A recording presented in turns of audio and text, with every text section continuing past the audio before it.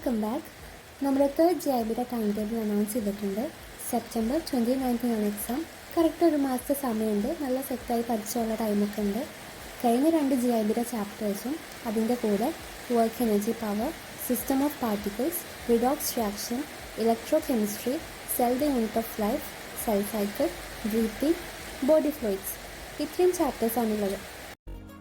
Day 1 work energy power എന്ന chapter 5 ആയിട്ട് split ചെയ്തിട്ട് അതിലൊരു പോർഷനും റിഡോക്സ് റിയാക്ഷൻ്റെ 1/4 ബ്രീത്തിങ് 1/3 ആൻഡ് ഓൾറെഡി പഠിച്ച ചാപ്റ്റർ ആയിരിക്കും ബയോളജിക്കൽ ക്ലാസിഫിക്കേഷൻ. അതിൻ്റെ ഹാഫ് പോർഷൻ പഠിക്കുക.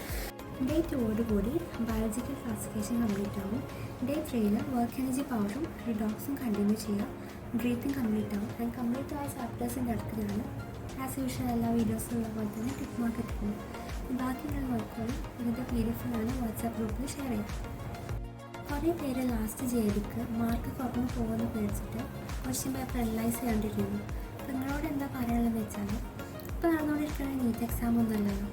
നിങ്ങളിപ്പോൾ വരുത്തുകൊണ്ടിരിക്കുന്ന മിസ്റ്റേക്സ് റെക്ടിഫൈ ചെയ്യാനുള്ള ടൈമാണ്. അല്ലാണ്ട് ആ സെയിം മിസ്റ്റേക്ക് വീണ്ടും വീണ്ടും റിപ്പീറ്റ് ചെയ്താൽ സ്വാഭാവികമായിട്ടും നീറ്റ് എക്സാമിന് ആ സെയിം മിസ്റ്റേക്ക് നമ്മൾ വരുത്തുന്നത്.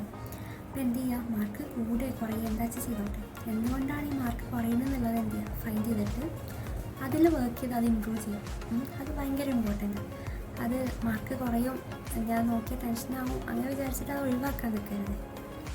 പിന്നെ കുറേ പേര് കോമൺ ആയിട്ട് ബയോമോളിക്യൂൾസ് ടഫായി തോന്നി പറഞ്ഞു. അപ്പോൾ അത് ടഫാണെങ്കിൽ എന്ത് ചെയ്യുക, അതിന് കൂടുതൽ വർക്ക് ചെയ്യുക. അപ്പോൾ ഈ ടൈം ടേബിളിൽ ഞാൻ ബയോമോളിക്യൂൾസിന് 5 days ഇട്ട് കൊടുത്തിട്ടുണ്ട്. ലൈക്ക് 5 parts ആയിട്ട് സ്പ്ലിറ്റ് ചെയ്തിട്ട് അങ്ങനെ ഇട്ട് കൊടുത്തിട്ടുണ്ട്. അപ്പോൾ നിങ്ങൾക്ക് ഏതാണോ ബുദ്ധിമുട്ട് കൊണ്ട് അതിന് കൂടുതൽ ടൈം സ്പെൻഡ് ചെയ്തിട്ട് അത് സെറ്റാക്കുക, അത്രേ ഉള്ളൂ. ഈ ടൈം ടേബിളിൻ്റെ ഇടയ്ക്ക് നിങ്ങൾക്ക് എന്തെങ്കിലും പെൻഡിങ് ആയി പോയാൽ അത് തീർക്കാൻ വേണ്ടി ഞാൻ ഇടയിൽ ഗ്യാപ്പ് കൊടുത്തിട്ടുണ്ട്.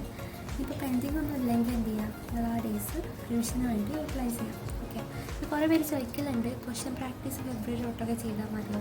അപ്പോൾ പോരാ, നിങ്ങളിപ്പോൾ ഒരു കോൺസെപ്റ്റ് പഠിച്ചാൽ അതെങ്ങനെ അപ്ലൈ ചെയ്യണമെന്ന് മനസ്സിലാണെങ്കിൽ എന്തെയാണ് ക്വസ്റ്റ്യൻസ് പ്രാക്ടീസ് ചെയ്യാനാണ്. ഓക്കെ. അപ്പോൾ അത്രേ ഉള്ളൂ നമ്മൾ ഇന്നത്തെ വീഡിയോ.